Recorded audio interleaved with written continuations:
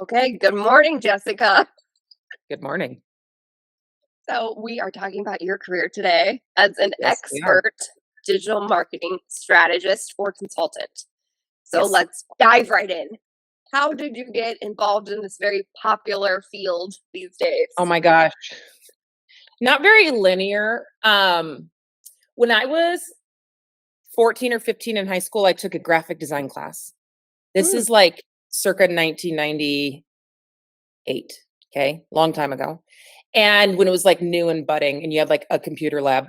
And I decided it was like one of the only things that came easy to me was using like making graphics and Illustrator.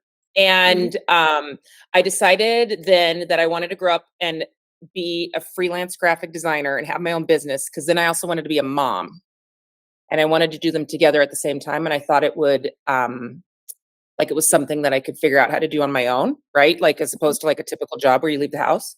Anyhow, Mhm. so that kind of started it. So I went to school for graphic design, got my degree in that. I was always too scared to like go out into the world and apply for lots of jobs. Uh Freshly out of college felt like frightening to me. I loved college. So when I graduated and then when I moved out on my own, I was like, "Oh my god, what?" Um, and so I just kind of had a couple of random little design jobs at different places. And then when I was 26, after I got married, I had random facial pain on the left side of my face, like my teeth started hurting. And I ended up being diagnosed with a chronic pain disorder called trigeminal neuralgia. And with that, I really couldn't work like a stereotypical full time job outside of the house. I needed to, if I was going to work, I needed to do something that I could do at home so I could take care of my health and like nap and sleep when I didn't feel good. Okay. My only other option was really like trying to figure out how to go on disability. But I think it's Mm, something like at the time, the maximum amount of money you could make and be on disability was $800 a month. And I thought I could mhm. make more than that Yeah. just doing something on my own from my bed. And I am a pretty like social person, so I have a big network and people just started asking me to do graphic design work for them, so I said yes cuz I love saying yes to possibilities. Um and one thing led to another. I ended up starting my own marketing agency and then that evolved into building my own ad agency. I love social media ads. I love why people buy something, right? Like Mhm. I was fascinated in the very beginning of like, ooh, Target, when Target started. Because we used to shop at like Kmart was like the only back in the day, and that was totally like not, until Martha Stewart collection went there. It was like, ooh, and Yeah, then it was like, oh, Mart, right? And like uh-huh. Target. Why am I shopping at the dollar section in Target versus Walmart? Why am I buying Archer Farms versus Great Value? It's the same Mhm. thing, right? So I'm like fascinated. So that's kind of like how I got into that, why design was so interesting to me. But it's the whole brand experience, right? Anyhow, I just love, in the meantime, like I love that creative side of things. In the meantime, my I'm like the original generation of women who push forward like this digital economy. Like back 10 years ago when like social media started taking off, right? And then women were able to like in blogging, I was a beta tester for Pinterest. I'm not terribly young. And so that was also kind of my world when I was starting to do all this freelance work and supporting and blogging, right? Like when everybody back in the day was doing outfits of the day on Blogger and you followed everyone's blog and this whole thing. Anyhow, with that, I've seen so many women be able to raise their children like they've had to quit working Mhm. to raise their kids, but then be able to get on Instagram and build a business. And I think it's the coolest thing ever. Anyhow, so it all has kind of come together now. I have 2 kids, um, that I take care of them and my family. I have a child in 1st grade at school, and then I have a toddler at home, and I've taken all the work I've done over the years and the fluidity of like of trying different things. And now I learned everything you could learn about digital marketing and data and working with all these types of businesses to figuring out the best way to make, grow your revenue. And I just work as a consultant one-on-one with clients where I help them optimize their marketing strategy to make as much money in their online business as possible. So I've kind of like figured all this stuff out by doing all these random things and not like following a straight line, and then built a business around needing to take care of myself, which has evolved into needing to take care of my family. And I've kind of meshed it all together. And that's what brought me here. That was long. It's am No, it's amazing. It's amazing how nowadays you really can funnel things in a way that work for you. I mean, I mean, we truly, couldn't always do that, and so now no. you really can be a mom and work from home and get your stuff going, this is great. My world, I have no corporate background in anything. Like I mentioned, I was always afraid to like apply for big jobs. And because I felt so like unsteady at that time in my life in my early 20s. But I'm kind of glad I didn't, because I literally have worked with every type of small business owner possible. And I've seen what helps and makes a business and a business owner and a concept and a brand be successful and what doesn't. And I've only been able to do that because I've literally only worked in this arena. But that time, like value, brings a lot to the table because I've had a lot of that experience and I've gone this totally random route.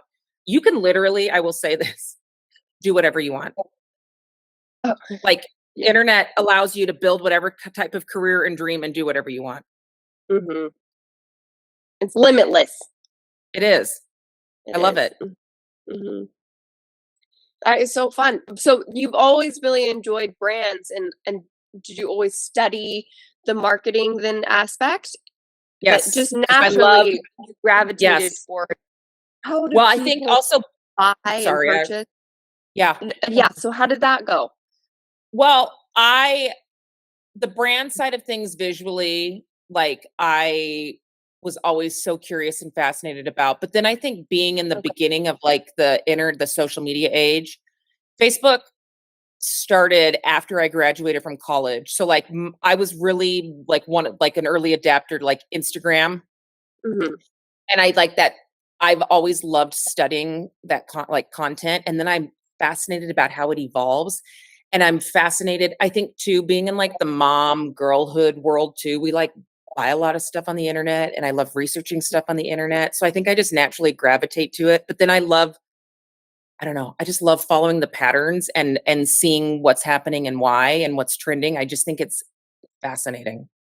It is really interesting. So no one else though, kinda had an influence on that. You just figured that out yourself.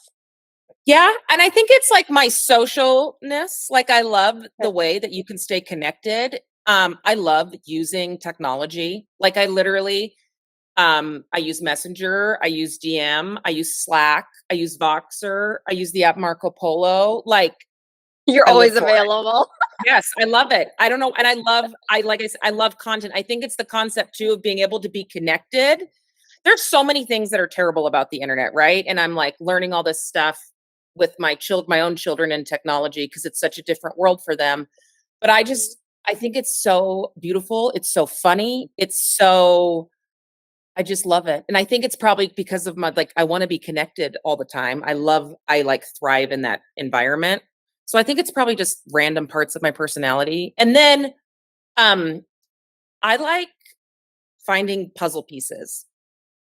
When I build someone's strategy out, I lay out all of their data in their business, their revenue, their numbers, and then everything through click through rates and other KPIs, their traffic, blah, blah, blah. And I lay it all out and then I put it together Mhm. like a puzzle. And I think that's the other thing why I like studying and following content and the evolution of the way in which we buy things and how it changes. Um, I find it fascinating. Like, uh, Gen Zers they were learning how to take care of their kids by reading books, right? And now we're learning how to take care of our kids by watching content on TikTok.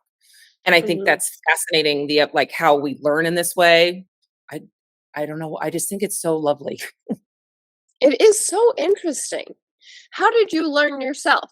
So you went to Oh, school and you did graphic design, but did mhm, you sign up for a lot of newsletters, or were you just great like, I want question. to just kind of experience things on my own? Were you just a Um, self starter?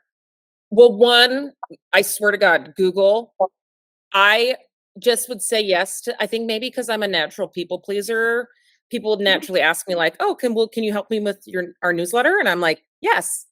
I've Mm, worked in MailChimp before. I can figure out how to use Active Campaign. And so then sure. anywhere I got stuck, I would just Google it and the answers exist. And then I literally just like learning through trial and error of like what seems to be working and what's not, and not being afraid to kind of jump in and make a mess. Like, I think real world Mm, experience, which is so valuable to business, doesn't happen until you are out there in the real world, no matter what your job and training is, right? right. Um, and I think like not being afraid to say yes, jump in and just Google it. I mean, now, especially in the age of AI, you can figure Go most ahead. things out, asking, Mhm. and ask for help. And then I also think my other thing is I'm always curious. Like I've always remained curious. I don't get stuck in things. I'm just like, huh, that's interesting. Like, what am I learning here? And I've just been in that mindset for so long that I've just like literally learned along the way. Now I will say I do subscribe to several industry newsletters, and Mhm. I've through trial and error. Some of them have been great, some haven't. It's important if you do anything on the internet and you sell any services, products like freelance, whatever, to stay up to date and current on whatever your offers are. For example, there's going to be a lot of big changes in SEO coming up in the way in which we use AI to solve our problems versus going into Google and searching, right? That's going to be evolving and changing. So if that's your industry, I'd be on industry newsletters. So I Mhm. found several that and I like Digital Marketer, and I like Neil Patel. I'll just go sit in on his workshops just to listen to them. There are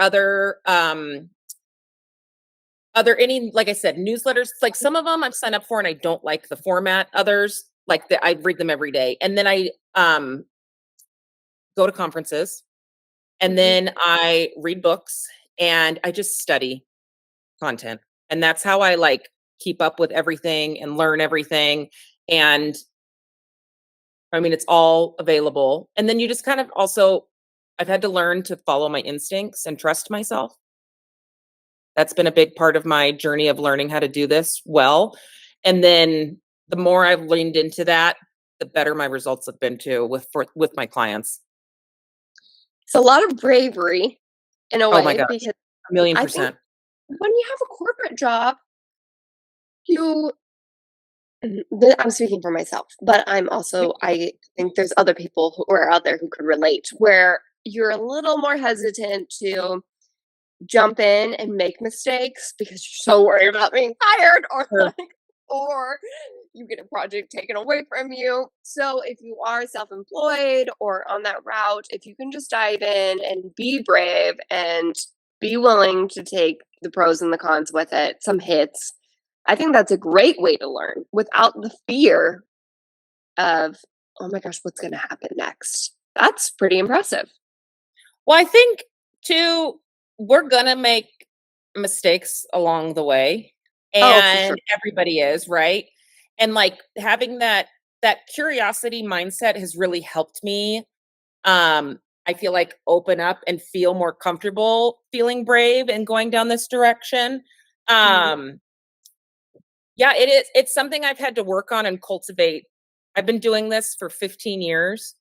And it's only, I'm going to say, in the last 7 years that I have been much more comfortable Mhm. in this space than I didn't always feel this comfortable. It felt uncomfortable and shaky and like, "Ooh, what am I doing? Am I saying the right things? Why are these people trusting me?" Mhm. That felt different earlier on, but over time too, it's also just helped me feel more comfortable as I've continued to like follow my instincts or follow what I'm learning and then get better results for my clients. It's kind of compounded over time and helped me feel more at ease. Let's talk about networking and Oh with yeah. social media nowadays. I mean, well, even I remember when Facebook started and it was all about how many friends we had, and Right. you didn't even know half the people. Like, Right. what actually is networking, I guess, Yes. in your Okay. idea? And then how did it help you really ramp up your career? Okay. Great question. Networking is all about connection. So you're connecting with another human being, okay? And that relationship is not going to be linear. So if you go to a conference with the expectation that you're going to walk out immediately with a client, that's not how it's going to work. Networking is all about human connection. Mhm. We want everything to feel very linear. And I think the concept of like networking, you're going to go to this event and you're going in there with a goal and you're going to meet people that are going to help you find your next job or whatever. And it doesn't work. It does work that way, but in like a more roundabout way. So Mhm. when you are thinking about networking, your network is your net worth is 100% true, but it's all about human connection. And maintaining that human connection because ultimately it's just another human being. So, um, one, if you are stuck in what to do next, like start talking to people. Um, and in any aspect of your life, your career, your personal life, whatever, trusted, right? And then people and ask for help and ask for what your needs are. And that'll help you start cultivating your own internal circle. But when you go out into the world, you go to conferences, you go to networking events, you go to mixers, you go to welcome brunches, you go to all these things. Everywhere you go is an opportunity to network. Like, for example, I volunteer at my son's school. He goes to a co-op, so all the parents are super involved. Guess what? There's lots of small business owners. And I'm like, it's Mhm. probably not by, like it's the same kind of community. Anywhere you are potentially is a way for you to add to your own network, your own community. And I think knowing some things about yourself that you can connect with other people on outside of what your goal is. So like I just went to a business conference this last weekend. One on purpose, I always wear something that is easy to start talking about. Like, Mm. and this is my personality. I wear like bright, loud, wackadoodle clothing. And so I wore this crazy pink striped dress with lions on it. It was super cute, but like it was a talking point. It was easy for people to start talking to me or vice versa. That's how I'll Sure. initiate conversation. I'll stop something about that. Two, You say, "Look at my dress." Just well, kidding. yeah, that's exactly. I walk in the room and I say, everybody, did you see this outfit? You just check Um, this out. right. But like, you know what I mean? Yeah, no, I used to have a like 10 plus years ago, a platinum blonde pixie cut, and I would always wear red or pink lipstick because that Oh, was like okay. easy conversation starter. Sure. Again, everybody look at my red lips. No, but you know what I mean? Like it's an Yeah. easy, like, or earrings or something. I Mhm. think it just like in a way that is authentic to you where you can kind of like show yourself, your personality. Secondly, two things I love in life: skiing, being in the mountains, hiking and skiing, but particularly skiing, and Real Housewives. Those are Mhm. not professional things to talk about, but guess what? I find my people when I talk about those things. So, Yeah. like, even in a professional setting, there's things that you like, and you're like, know what those things are. I know what those two things are. People connect with me all the time, and I find my people. So, just like keeping that in mind, build your community and network and do it by connecting with other human beings in real ways and know what those things are to you. And then two, stay connected to them. For me, the easiest way to do that is via Instagram. I still use that platform all the time. I make sure I Mhm. follow them either in my personal or my business. It depends on the relationship. And Mhm. I keep in touch and communicate that way, like their stuff, know what's going on, engage with them, sometimes DM, share memes, blah, blah, blah.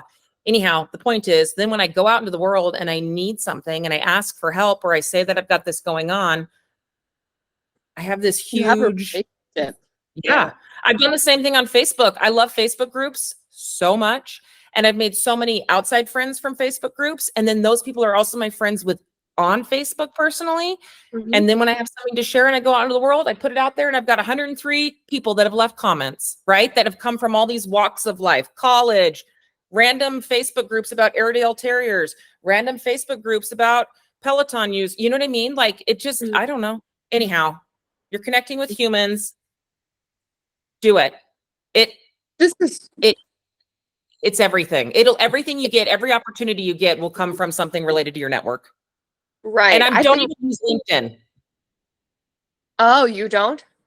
No, I mean I'm there, but like I literally don't know how to I'm use like, you it. gotta be there. I'm not, I knowing you, know. you're on all I'm these there, other but like I platforms. probably log in once a year. Okay. And every Yeah. client I've ever gotten has been through word of mouth. So I built my Oh, yeah. entire business, everything, all the money I've ever made has been through relationships that I created somehow out there into the world, talking about real housewives, skiing, hiking, children. Hmm.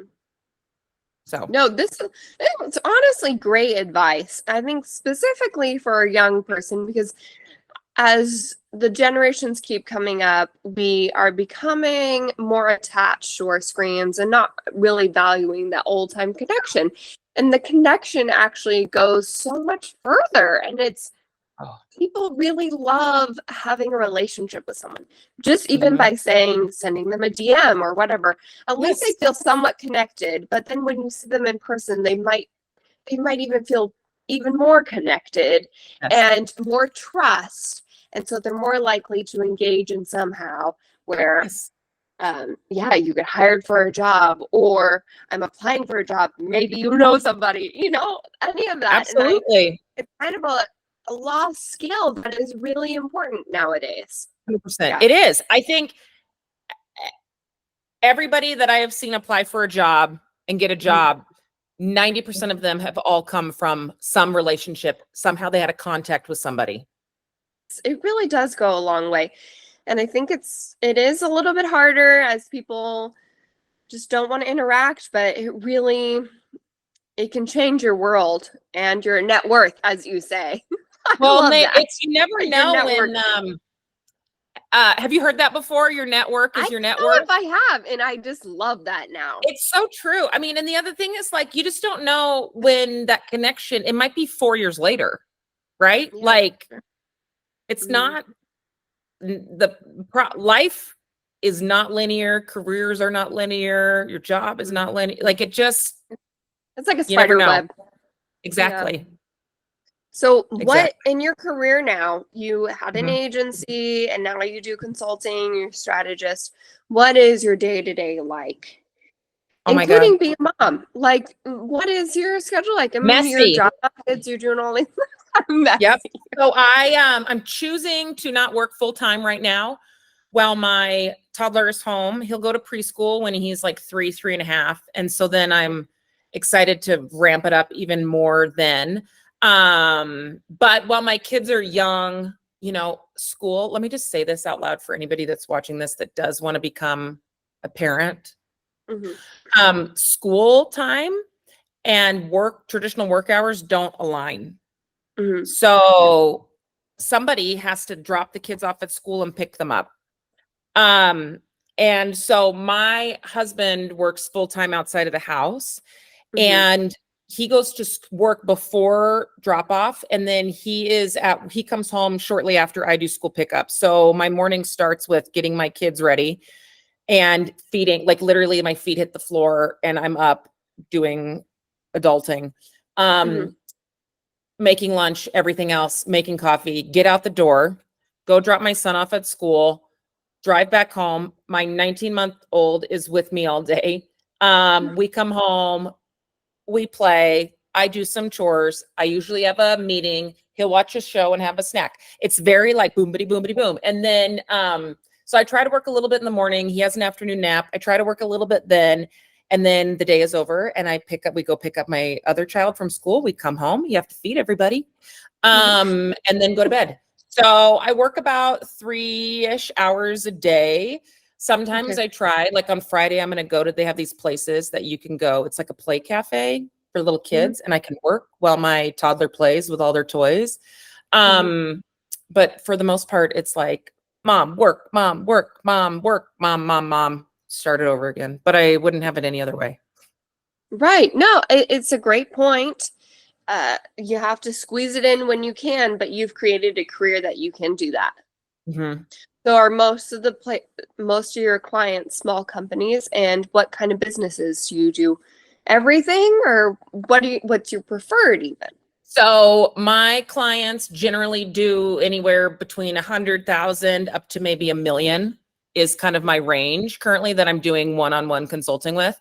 I also, I mean, after 1 million, usually they have bigger teams and they don't need as much like consistent strategy the way I work, but somewhere in that range. So it's somebody that has figured something out. They have figured out how to do some of their organic marketing and they've kind of like hit a plateau and they don't know what to do next or where to go next or how to figure out how to make more than where they're currently at. So I come in and I look through everything, and that's why I'm able to figure out how to get them to make even more money because they've already figured some of that stuff out. Other people I do give advice because sometimes you just want to talk to somebody. So I do strategy calls as well for people that are starting things. Like I just had one last week with a friend of mine from high school who is a therapist and writing a book about conscious uncoupling. And she's about to publish it. So she wanted to chit chat and get some thoughts and input on her book cover and her strategy for her launch. So like I kind of do it that way, which I love, and kind of give advice for them to get off the ground. But generally when you're small at that point, you don't have a ton of money to invest in anyone else to help you. And then those are kind of my bigger sized clients that I provide strategy with on then how to make even more money from what they're already doing. Okay, and then once they've kind of hit the cap kind of for you, you kind of let Yeah, them they'll slide at that point in time, because what ends up if you're wanting just to scale, you'll end up building out your own team, which you should at that point, and do a lot of that stuff more internally in-house. Okay, perfect. Yeah. Do people ever come to you who have dying businesses? Oh yeah, or they haven't figured out. I get a How lot to of make people that revenue at all? spin their wheels. Yes. I get a lot of people that don't know. You got to tell them the truth. They don't know, I feel like I drop a lot of truth bombs on people because I'll tell them the truth of what if this is going to work, these are the things that they need to be doing and commit to. For example, one of the things that can be hard for small business owners who maybe come from a different business world than this digital one, content. I don't even like making content. You have to. You don't have a choice. You got to figure out how to be in front of the camera. People, how I was talking about my obsession about people wanting to making decisions on how they buy. So we buy based on our connection with somebody else on the internet, and content creates that experience. So you have to be a human being on the internet. And that's hard. I don't like that. It's a pain, but like you have to do it, So I do have a lot of those kinds of companies where I have to give them a truth bomb. And Sure. you got to give it your all and you have to figure it out. It's just part of how it works now. It's hard to be vulnerable. Yeah. And it's hard to I mean, if you have some boundaries, maybe you don't want to show everything in your life, you can do that, but you can still be very relatable and say, if it is a company for a mom, oh my gosh, this is crazy, I had a crazy day, Right, totally. You can express that as well. Or for me, I'm a young single adult. I can talk to young single adults, So that is really important. And that also is a skill, I think, that not everyone has as well. Yeah. And that can be hard to tell someone. Yes. I don't know if you have the personality for it. Yeah, it's hard. And it's about like finding how to figure out how to be comfortable doing it so that your personality can shine through it. Because at this conference that I was just at, they were talking about in 2024, what is working? Telling the truth. That's what we're connecting with right now.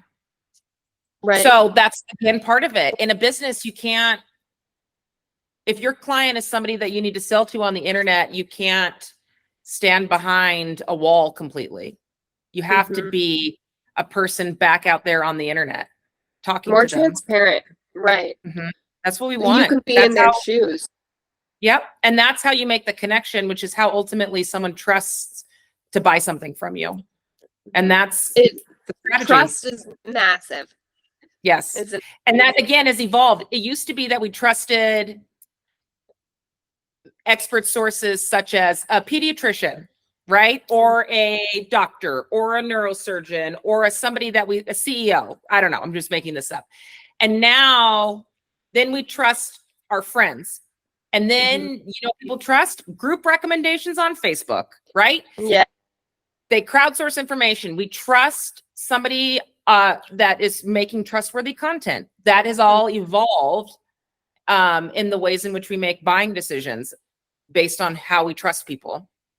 So someone usually also as well who's in our community, someone who gets it, who is not out of touch with trying to sell us something. My ideal customer and client is not somebody who is expecting a more corporate personality per se, right? Like I'm going to be moving around my house. I'm going to be turning on Elmo. I'm going to be filling up the coffee. I'm wearing my slippers. Like sometimes I look messy. I don't care. And if that's, my clients don't either. So that's part of it too. Which is so nice. And it's nice to break down the wall because what we see typically on social media or that is the curated look. And so this is nice that you're kind of bringing back the authenticity, which is great. What is something that you struggle with from working from home and having your own business? What are some cons maybe that come? Cons. I feel claustrophobic. Okay. Sometimes I don't talk to adults, which is probably why I like to be on Marco Polo and Boxer and Facebook and Instagram. It's hard. I'm ambitious, so it's hard to try and stay present also in this very short phase of my life. I totally get overwhelmed in the mess of living at home and working at home and doing everything at home. And then it's like just the time. It's like I play Jenga every day, but I've gotten really good at it. I've been doing it for so long that I'm comfortable. It's a lot of Jenga. I get no alone time. But again, that's okay. But those are those are my struggles currently.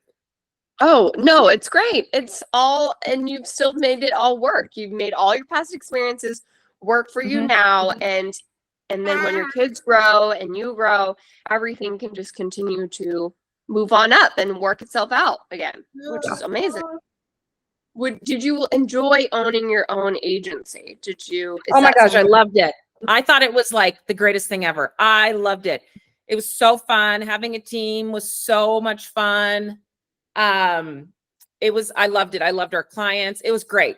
And it was really fun to do a lot of big problem solving. It was fun to I like figuring things out. So I really, really enjoyed it. And then with the birth of my second child, I do not have time to run an agency anymore. I thought that was going to be my forever. And then oh, well, now I'm going in this direction. And now I'm really enjoying this phase of my life. I've learned what's been different. Not having a team is just me. I like doing different things. I co-op at our school. I teach art to first graders on Thursdays. And then I volunteer on a committee there. And then I do my work. And then I do my family stuff. I've been doing a lot of different things versus before it was like everything was kind of all in the agency. So that's been something that's been different and fun. But I totally loved it. It was great. Working with all women. Oh my gosh, the freaking best. That is so great. It's nice that you have the control over that as well. Yes. My last question would be, what is some advice you would be for someone who is young and interested in social media or marketing or advertising or brands or anything like that? How would you suggest they explore that? Make content and build a following. Okay. And just try it themselves. I think building personal brands is going to be the next thing. Especially if you want to go somewhere, even if not, even if you don't want to be an influencer, I don't want to be an influencer. That's not, not where I'm going with this, but Right. just see if you can make content and Mhm. build a following and build your Make own your community and see what happens. Yeah. Because that in and of itself is the like real life experience that you need to then go do these other things. Mhm. That's a wonderful tip. It'll. I think the whole thing reminds me. The whole interview is just being brave, Oh my gosh. I stepping used out of your 100%. box. It's like one of the best books I ever read in my life. I'll just tell you this, just because it wraps this all up with a pretty bow. Mhm. Danielle Laporte is the author, and it is called, oh my gosh, it's about learning to live your life based on your feelings. And one of the number one feelings I love to feel is brave. Oh. And I used to wear a necklace every day. I still have it. I just haven't worn it in a long time because my child will rip it off my neck. That says brave. And it's one of the feelings that I love about being an entrepreneur, because there's so many things that you have to do that scares the bejesus out of you. Yes. Uh-huh. And then you do it, and then you're like, oh, that felt awesome. I love that feeling. And I think that's maybe why I continue down this path. This is so perfect. You did wrap it up with a bow. Good. Well, thank you so much for your time. Thanks for having me, Hannah. I hope it was valuable for somebody.